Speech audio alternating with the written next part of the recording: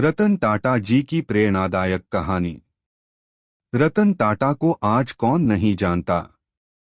आज का हर कोई युवा उन्हें प्रेरणा स्रोत के रूप में देखता है कि कैसे उन्होंने नए स्टार्टअप से कई लोगों की जिंदगी बदल दी और लोगों को रोजगार देकर उन्हें आत्मनिर्भर बनाया। रतन टाटा भारत के महान उद्योगपति, टाटा ग्रुप के पूर्व चेयरमैन और एक दरियादिल इंसान हैं।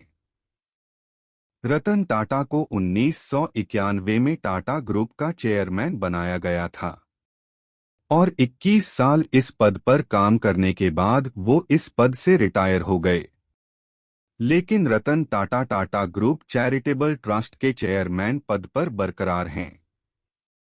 रतन टाटा की कहानी के जरिए आज हम आपको उनके शुरुआती जीवन और उनकी सफलताओं के बारे में जानकारी देंगे। रतन टाटा का जीवन परिचय। नाम रतन टाटा। जन्म 28 दिसंबर 1937, सूरत, गुजरात। पिता नवल टाटा, माता सोनू टाटा, सिमोन टाटा, सौतेली मां। शिक्षा बीएस वास्तुकला में स्ट्रक्चरल इंजीनियरिंग और एडवांस्ड मैनेजमेंट प्रोग्रामिंग में डिग्री। पुरस्कार पद्म भूषण, पद्म विभूषण। रतन टाटा का प्रारंभिक जीवन।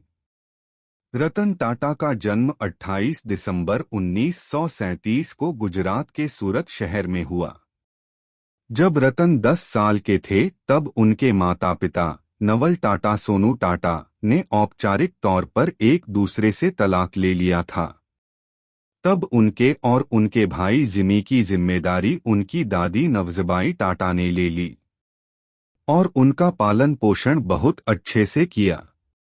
रतन टाटा की शैक्षिक योग्यता। रतन टाटा की शुरुआती पढ़ाई मुंबई के कैंपियन स्कूल में हुई और माध्यमिक शिक्षा Cathedral and John Connon School से की। इसके बाद वो आगे की पढ़ाई के लिए विदेश चले गए, जहां उन्होंने कॉर्नेल यूनिवर्सिटी से 1962 में बीएस वास्तुकला में स्ट्रक्चरल इंजीनियरिंग की डिग्री हासिल की। उसके बाद उन्होंने हार्वर्ड बिजनेस स्कूल से 1975 में अपना एडवांस्ड मैनेजमेंट प्रोग्राम पूरा किया। रतन टाटा की करियर और सफलताएं। अपनी पढ़ाई खत्म करने के बाद वे भारत लौट आए और टाटा ग्रुप में काम किया। शुरुआती दिनों में उन्होंने टाटा स्टील के साथ शॉप फ्लोर पर काम किया। उसके कुछ सालों बाद उन्हें राष्ट्रीय रेडियो और इलेक्ट्रॉनिक्स कंपनी नाल्को का प्रभारी निदेशक बनाया गया। उसके बाद उन्हें टाटा इंडस्ट्रीज का चेयरमैन बनाया गया और आखिरी में जेआरडी टाटा के टाटा ग्रुप के चेयरमैन पद को छोड़ने के बाद रतन टाटा को टाटा ग्रुप का चेयरमैन बना दिया गया।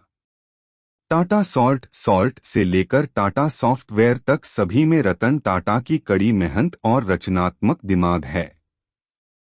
सबसे छोटी और सस्ती कार जिसे एक आम आदमी भी खरीद सके, इस सोच के साथ उन्होंने नैनो कार बाजार में उतारी।